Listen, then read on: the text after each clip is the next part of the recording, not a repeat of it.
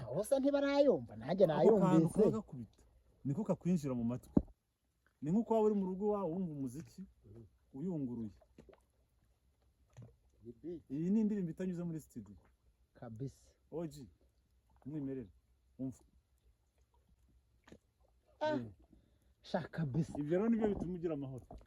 mwayumvishe biti y'amazi aha ni muri bafu mwayumvise aha rero nicyo biti y'amazi iyo utembereye ku mazi uguma no gufata umwanya wo kuyicaraho ukayatega amatwi kabisa ukayumva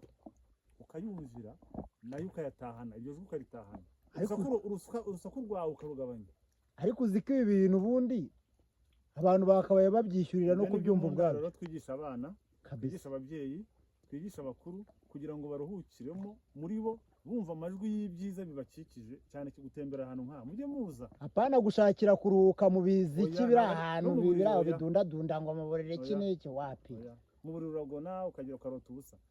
ujye ufata umwanya uzitembere Karongi uze hano tuvugane kugeza aho bibera kabisa aho baruhukira